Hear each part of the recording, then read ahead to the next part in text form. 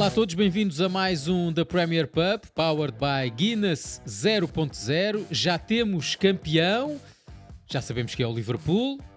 Muito bom dia, meus senhores. Tomás da Cunha, hoje com o Francisco Sousa. Olá, Sérgio. No lugar Olá a todos. do Luís Boa Morte. Não sei se eras tão bom na linha como o Luís Boa Morte, mas ainda assim. É mais médio cerebral. Sim, exatamente, do que eu vi. mais pensador, não é? Claro E o que nosso Oscar Cordeiro em Inglaterra.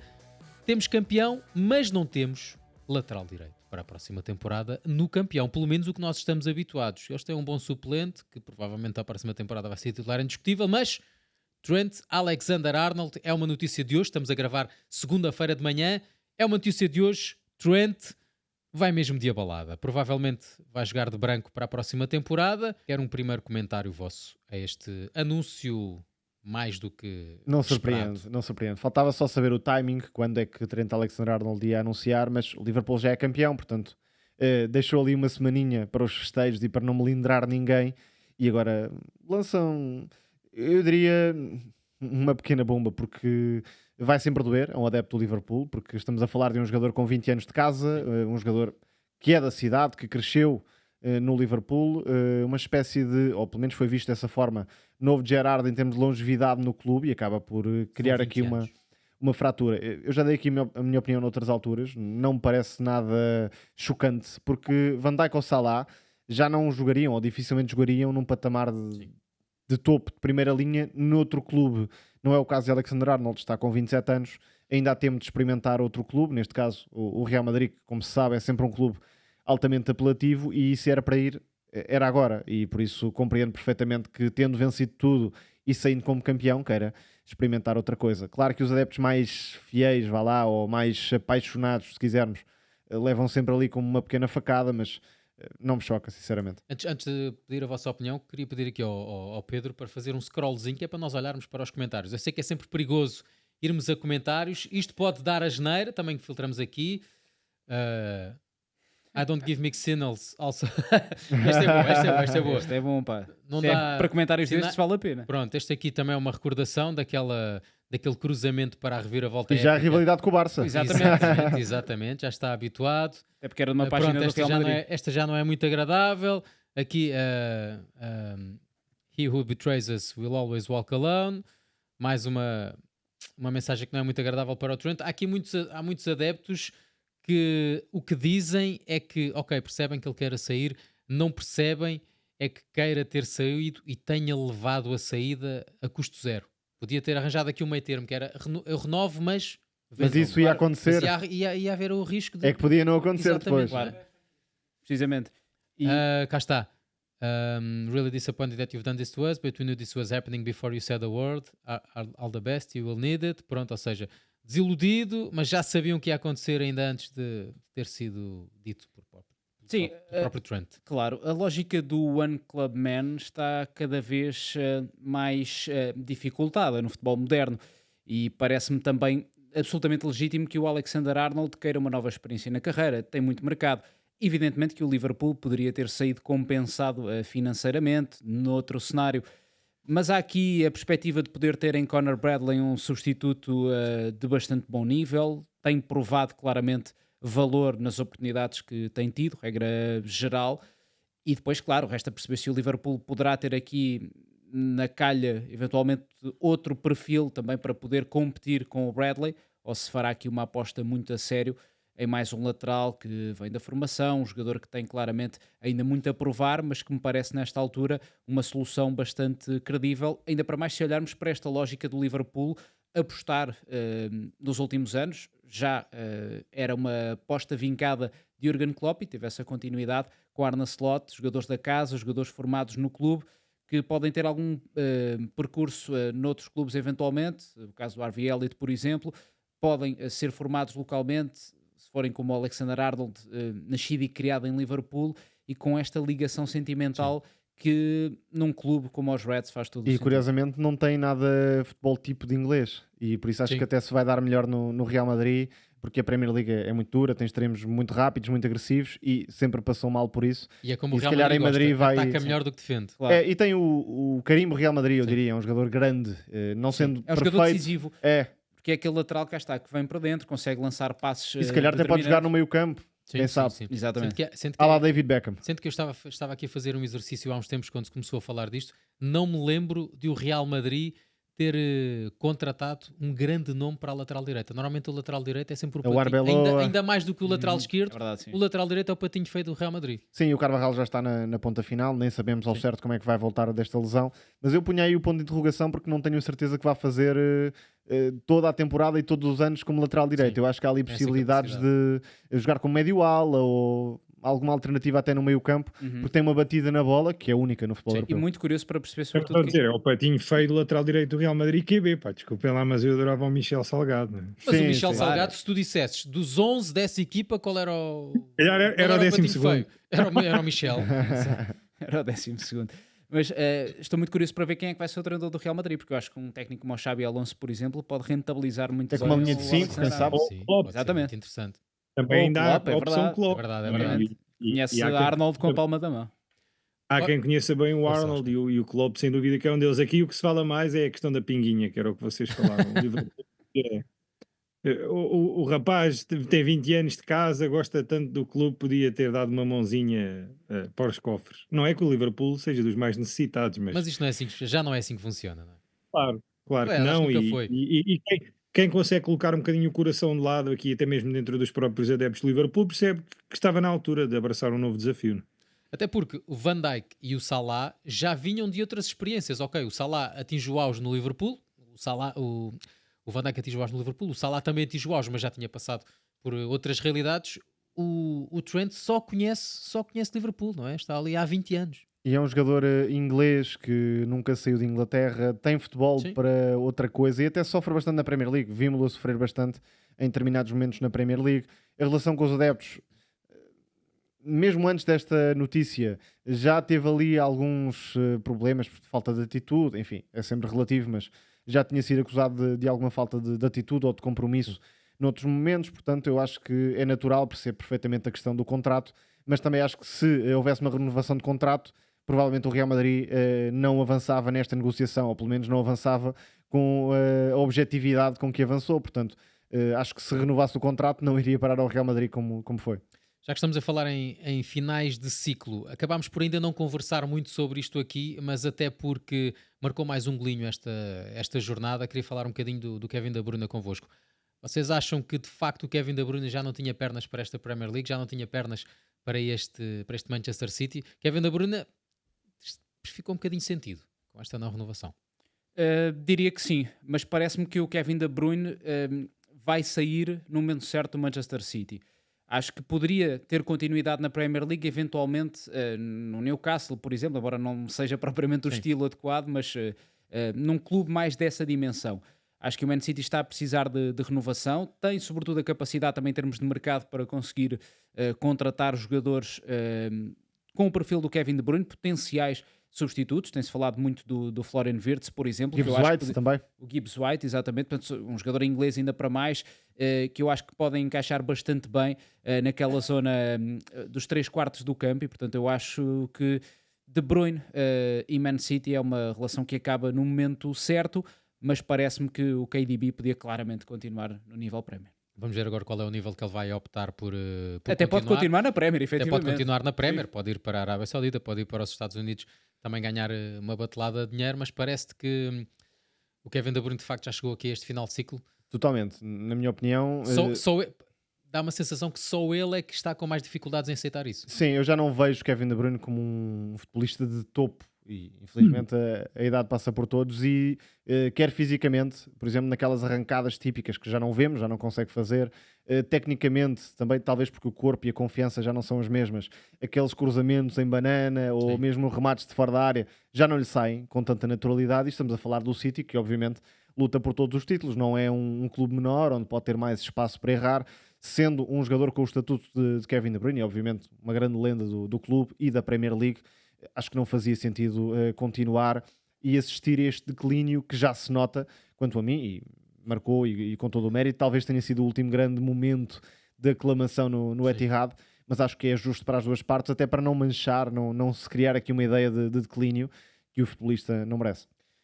Oscar, já campeão, mas esse campeonato está uma loucura na luta pelos lugares de acesso, Ainda há muita coisa para não decidir. só dos lugares de acesso à Champions, como dos lugares de acesso à Europa em si. Olhamos para a tabela classificativa e, ok, Liverpool, já lá vão eles, não é? Depois, o Arsenal em segundo com 67, também já está minimamente garantido. Já está. City, 64, Newcastle 63, Chelsea 63 e depois Nottingham Forest e Aston Villa com 60 e depois na luta pelo oitavo entra o Bournemouth, o Brentford, o Brighton e o Fulham, que E se são o City vence a taça, ainda vai ao oitavo. exatamente, que são 4 equipas separadas por 2 pontos. Está uma loucura.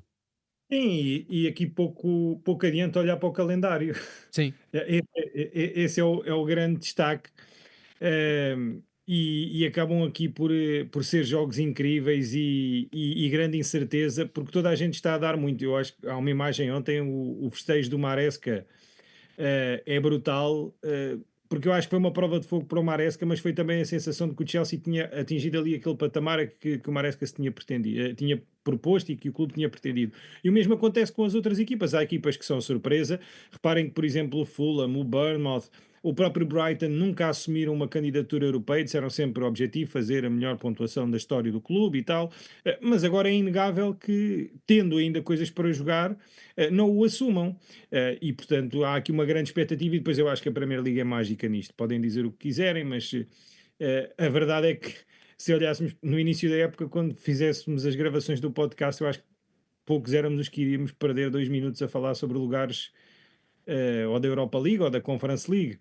E a verdade é que estamos a 3 jornadas do fim, ou a 2 no caso, e estamos a viver isto como se fosse um campeão dentro do próprio campeão.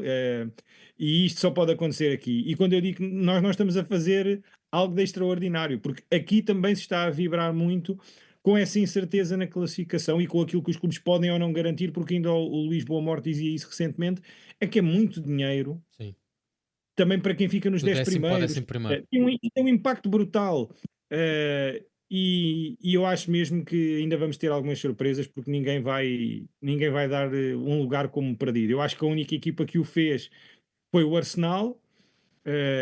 Foi um bocadinho criticado o Arteta agora, porque perdeu com o PSG na Champions. Porque até lá. É igual para o É, Arsenal nesta altura, segundo ou terceiro. Claro que há o sim, dinheiro, há o mas prestígio, quando tudo eu digo, certo, mas eu não estou a dizer que ele está a ser criticado agora. O que eu digo é que ele foi criticado na gestão na semana antes ao início da sim, eliminatória com o Real certo. Madrid. Mas tem de dar tudo na Champions, não há outra forma. Quando o Liverpool perde com o Fulham, existia muita gente que dizia: se o Arsenal tivesse ganho ao Everton, o tal se. Já não iria lá não na é? mesma. Bom, mas Pronto, agora o próprio Arsenal também complicou um bocadinho a vida aqui ao Marco Silva, não é? Quer o Arsenal, quer o Manchester United, porque temos o Sim, Bournemouth e o e Brentford e há que deram aqui um Há salto aqui 4 significativo. equipas que já tiraram o pé. O Liverpool, por Sim, razões claramente. óbvias, até rodou bastante o 11. O United e o Tottenham, que podem chegar à final da Liga Europa, e o Arsenal, que está na Liga dos Campeões. O Chelsea, curiosamente, está na Europa e pode estar no campeonato também, porque Tira o pé na é muito Conference. fácil para o Chelsea. E esta luta aqui, nós não temos aqui a marca, mas o oitavo lugar nesta altura é o oitavo lugar que dá acesso à Conference. O oitavo lugar da Premier League pode perfeitamente ser o mais forte candidato a vencer a Conference na Um próxima dos temporada, principais não é? será garantidamente. Seja ele qual for. E pode ser muito apelativo. Já vimos o West Ham, por exemplo, ganhar esta competição para o Bournemouth, para o Brentford, para o Brighton, eventualmente Fulham, para o quem Fulham, sabe. não é? Estarem nessa competição para poderem, cá está, lutar por uma prova europeia. Seria incrível, desde logo para estes E clubes projetos. que nunca jogaram, alguns deles. Exatamente, projetos mais recentes e que têm tido de facto um impacto brutal Sim. nestes últimos 5 anos de Premier. Próxima jornada temos aqui um Aston Villa-Bournemouth, um Bournemouth-Aston Villa, jogo entre o sétimo e o oitavo lugar. O Bournemouth já muito dificilmente consegue chegar a essa posição do Aston Villa, tinha que vencer os 3 jogos. e Mas tinha para que o Aston Villa, Villa nesta perder os três. altura, na fase do projeto, não é muito interessante ficar fora da Champions. Sim, sim, sim. Nesta tentativa Sim, de dar o se salto. cimentar. Também não foi uma Champions qualquer. A verdade é essa. É que o Villa também faz uma boa Liga dos uma grande Campeões. Sem e isso dúvida. aqui- Mas agora descer para a Liga Europa ou para a Conference não seria interessante, claro A que única, há a muita única vantagem concorrência. que Não os dá para adeptos todos. do Villa veem se a equipa descesse para a Liga Europa é que tinham o Naemri e que podiam ganhar. Exato. Exato, eram fortes Era candidatos. 90% de hipóteses. É que nós de agora olhamos título. para aqui e temos 6 equipas, se calhar, e já estou a deixar de fora o Tottenham e o Manchester United, 6 equipas que dependem da Champions para que este projeto faça total sentido, porque temos os três, claro, os típicos, não é? Depois o Newcastle também já depende deste acesso, o Chelsea, o Aston Villa, o Nottingham Forest não estava a contar com isso, mas pronto. Até para é dar o passos em outsider. frente, por exemplo, no caso do Newcastle. o Newcastle já manifestou a intenção de ser campeão. Sim. Não sei se é para o ano ou não, mas já manifestou a intenção de ser campeão. E para conseguir dar um passo em frente em termos de construção de plantel, precisará sempre de Liga dos Campeões para chamar 2 jogadores, 3 jogadores que possam dar aquele bocadinho a mais que o Newcastle ainda não tem. Mas acho que é uma equipa que está perfeitamente na calha para poder ser campeão. Repito, não sei se no próximo ano, mas em 2, 3 anos, acho que não é impossível vermos o Newcastle campeão. Sendo que há aqui esta probabilidade altíssima, eu diria nesta altura de 90%, sim, 90%, de na próxima temporada a Premier League ter 6 equipas na Champions. Sim, é Porque o verdade. vencedor da Europa League À dificilmente não é inglês. Sim, claro. Parece-me evidente que vai ser assim.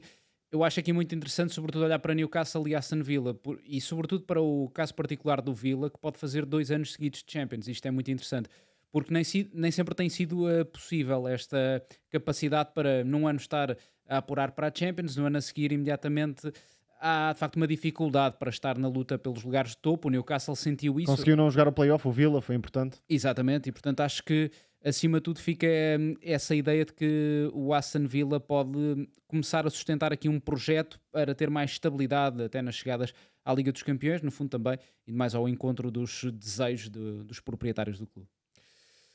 Continuamos aqui a falar sobre estas competições europeias e podemos fazer já aqui também uma antevisãozinha, principalmente porque falta a segunda mão, é certo, vai ser durante esta semana, mas o Tottenham teve uma vitória confortável frente ao Bodo Glimt, ainda que na Noruega nunca se sabe o que é que este Bodo Glimt possa fazer, e também nunca se sabe o que é que o Manchester United pode não fazer em casa. Sofre muitas vezes 4 golos, não é provável, mas sofre. Mas em condições normais, a final da Europa League pode ser entre o 15º e o 16º classificados, Oscar, da Premier League. Mostra também o poderio do país em que tu vives. Sim, poderio e também que não é nada comum, não é? Sim. E se quiseres ir mais longe, o Francisco estava a falar do West Ham recentemente ter ganho a Conference League. O West Ham é a primeira equipa acima da linha d'água. Sim. Mas eu diria que é como tu dizes, já nem se pode dizer nada. É claro que o United é claramente favorito e o mesmo acontece ao Tottenham. O Tottenham, aquele golinho sofrido, é o que pode acontecer tudo no jogo com o Bodo Glimt. O Ruben Amorim é venceu o primeiro 2-0 a Lazio na Noruega, não é? Por o exemplo. Ruben Amorim é o primeiro a dizer que eles podem ir a Manchester fazer aquilo que nós fizemos em Espanha, portanto, há aqui uma grande incerteza, mas eu diria que há uma grande percentagem, é o mais óbvio, é aquilo que se espera, uma final 100% inglesa na Europa League, ainda que em relação a esta jornada da Premier tenha existido ali a questão do De Ligt, e nós podemos falar com o Ruben Amorim sobre isso. Sim. E ele até lance mostrou do que já gol, estava não é? a pensar na próxima época, quando é questões relacionadas eventualmente com o joelho, a rotação, disse que tinha que proteger os jogadores, tinha que os poupar. As coisas no Tottenham estão ainda mais difíceis para o Postecoglou do que estão para o Ruben Amorim, e há mesmo quem diga que uma vitória na Europa League não afasta Postecoglou da saída do clube.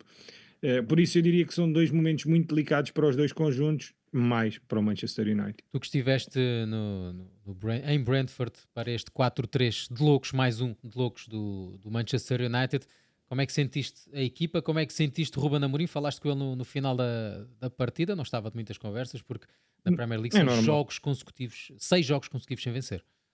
Sim, mais uma vez, muitos golos sofridos. É o Manchester United, por acaso, até na bancada de imprensa, os jornalistas comentavam onde é que já se tinha visto o United a perder, no caso, 1 ou 4-2, quando começámos a ouvir os adeptos a cantar de forma ininterrupta pelo clube.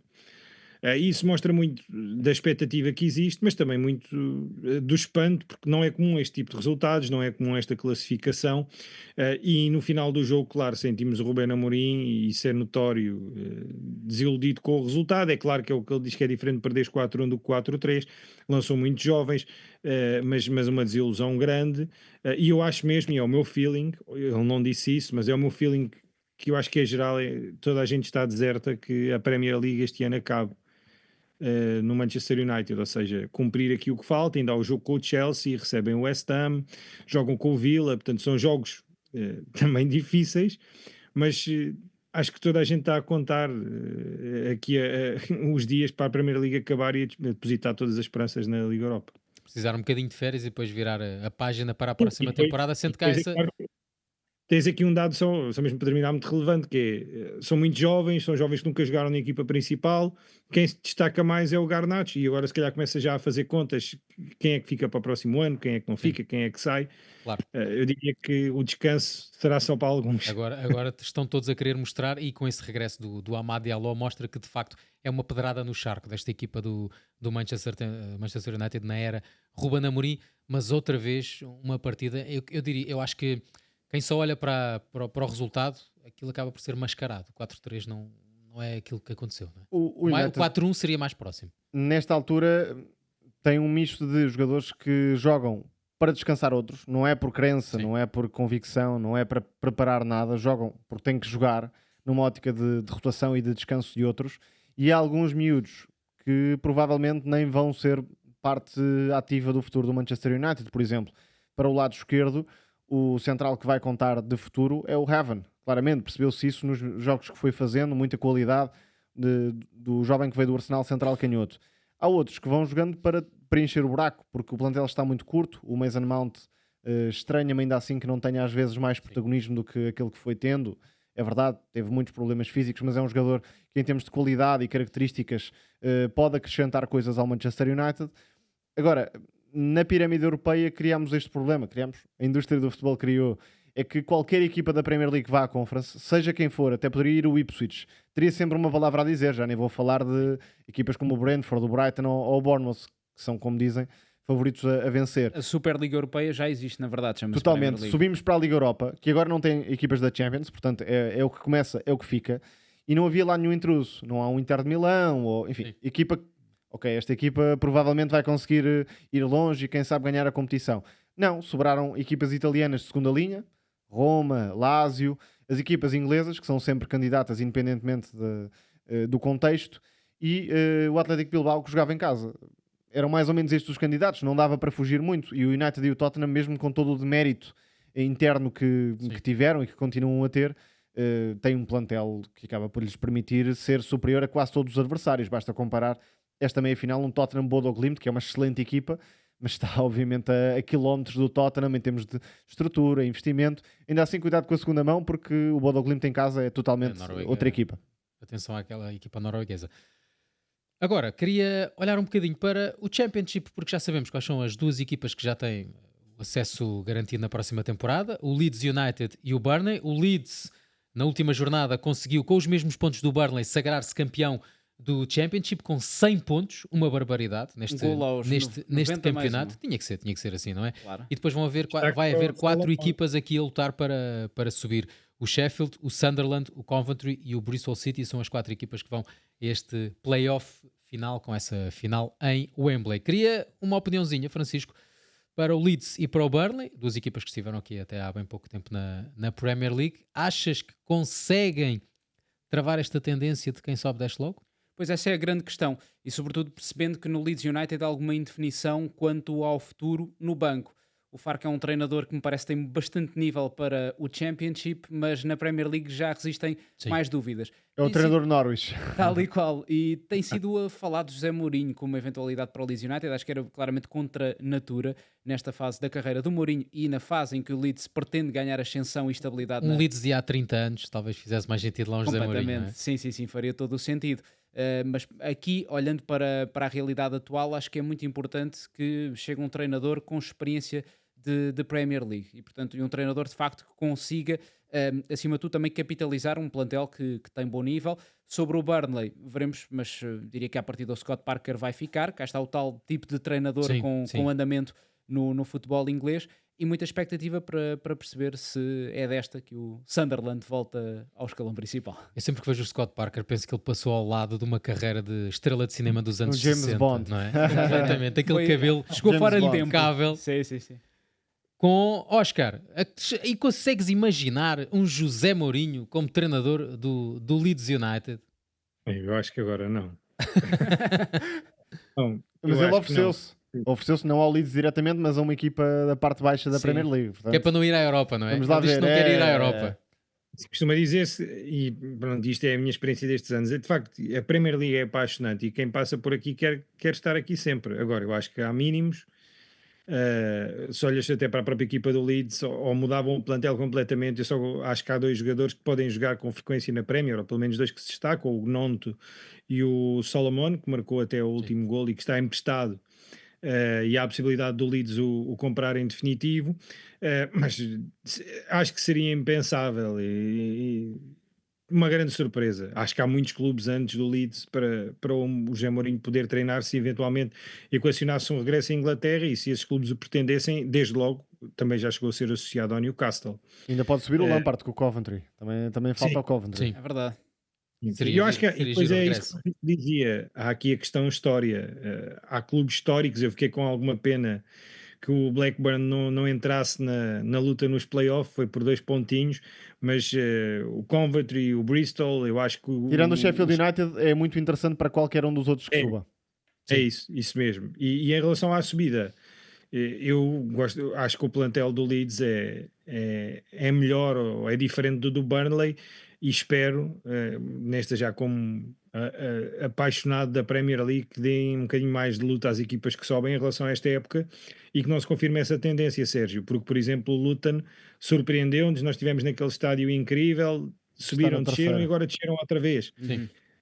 E dos últimos a conseguirem garantir assim uma estabilidade foi mesmo o Fulham. E aconteceu ao mesmo ao Sunderland, que agora Exatamente. está a tentar recuperar, não é? Há aí um, Por isso. há aí um problema. Há pouco falávamos das provas europeias. Na Premier League aconteceu algo mais ou menos semelhante, porque as equipas que teoricamente iriam lutar pela manutenção eram o Bournemouth, o Fulham, o Forest, o Brentford. Só que essas equipas já estão Dispararam. muito, muito longe. Sobra ali o Everton, às vezes o Palace, mas mesmo o Palace já está uns furos acima, portanto não há equipas que lutem pela manutenção. O Wolves também disparou com o Vítor Pereira. Simplesmente não há equipas que lutem pela manutenção de base. Sim. Quando olhamos para a preparação da época na Premier League, as únicas candidatas a descer são as 3 que sobem e talvez o Everton, que passa anos de Sim. alguma miséria nesse sentido, mas não há mais candidatos. O Fulham já é visto como uma equipa de top 10, ou pelo menos épocas tranquilas. O Forest nem se fala, o Brentford e o Brighton a mesma coisa.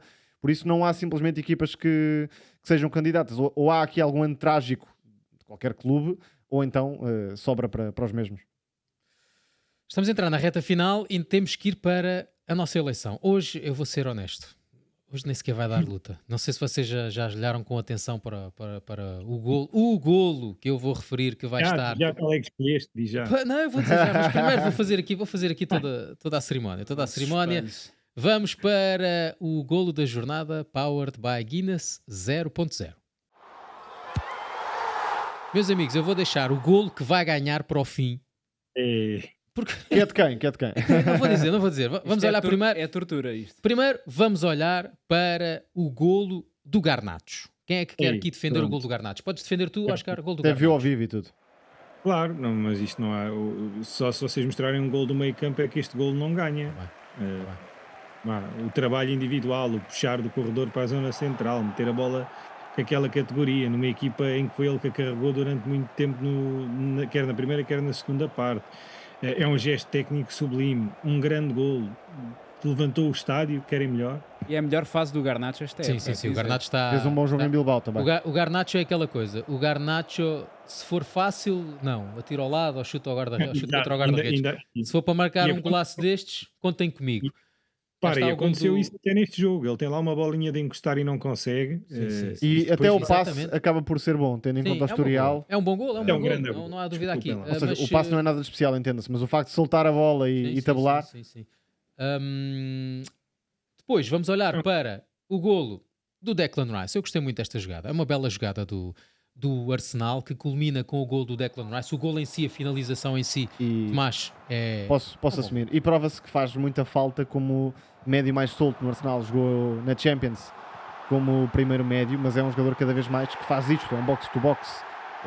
Nem sempre foi assim, mas cada vez mais é um jogador que tem esse instinto e muita qualidade na finalização. Aqui foi à ponta de lança até. Tudo muito bem feito. Francisco, tu como não vens aqui muitas vezes a esta casa, eu deixo-te ver o golo do Rúlio Enciso. O presente. Tu viste o golo do Rúlio Enciso? E sim, senhor. Já está, vendiu. Maravilhoso, de facto. Sobretudo o trabalho técnico. Aqui o Everton não defende bem esta jogada e até o estava a fazer bem até esta fase do jogo, mas é sublime a maneira como ele consegue aqui aproveitar este espaço, livrar-se do adversário ele tem esta tendência a marcar grandes golos. Já no É Brighton, outro. por Esteve exemplo, nomeado para o Puskás. Exatamente. exatamente, marcou, recordo-me, ao Man City, ao Chelsea, por exemplo, em Stamford Bridge, uma brutalidade. E isto parecia a Jabulani. Grande efeito, mas e depois há aqui um pormenor que é isto não está aqui nestas imagens, mas o Julio Enciso depois vai cumprimentar o Pickford, porque o Pickford inclusivamente aplaudiu. Com toda a Também, justiça. Não, é um claro, golaço, sim. é um golaço. Mas e o Sol não conta? Oscar, tu tinhas visto o gol do Enciso? Tinha. Pronto. Não, Estavas só a querer fazer filme, não é? Eu não, como já está dito que ganhou, para mim este é o melhor. Mas não há hipótese, não é? Não há. Não há hipótese, acho que hoje não havia. O do Garnacho é bom, Não havia, atenção. não havia. Vamos a- Bernardes não é bom, desculpa. Vou dizer Não, ali é para bom, a é câmara, bom. vou dizer ali para a câmara que é para ter aqui toda a solenidade. O golo desta jornada na Premier League, powered by Guinness 0.0, é de Julio Enciso, do Ipswich. E estamos a entrar na nossa reta final. O Julio Enciso, que eu saiba, há essa possibilidade, porque há ali aquele mercado de transferências antes do Mundial, mas o que eu saiba, o Julio Enciso não vai estar no Mundial de Clubes da FIFA, mas tu podes estar a ver esse Mundial de Clubes, claro, aqui na DAZN, e eu deixo-te um conselho, é tão fácil tu fazeres o teu registro completamente grátis na plataforma da DAZN, podes instalar no teu telemóvel, podes instalar na tua Smart TV, podes ver em DAZN.com, basta fazeres um registro tão simples como chegar lá e em 2 passos estás registado para poderes, claro, acompanhar esse Mundial de Clubes da FIFA, o FIFA Club World Cup, que vai ter 32 das melhores equipas do mundo, incluindo o Benfica e o Futebol Clube do Porto. Está marcado para 14 de junho, vai durar até 13 de julho e é absolutamente imperdível, por isso já sabes, faz o teu registro em DAZN.com. Meus senhores, muito obrigado. Obrigado, Francisco, Obrigado. por Muito obrigado. teres estado aqui Como a sempre, um fazer gosto. as vezes do Luís Boa Morte, Tomás da Cunha, Francisco Até para a Sousa semana. e Oscar Cordeiro. Um abraço e tu, claro, continua aqui na companhia da DAZN.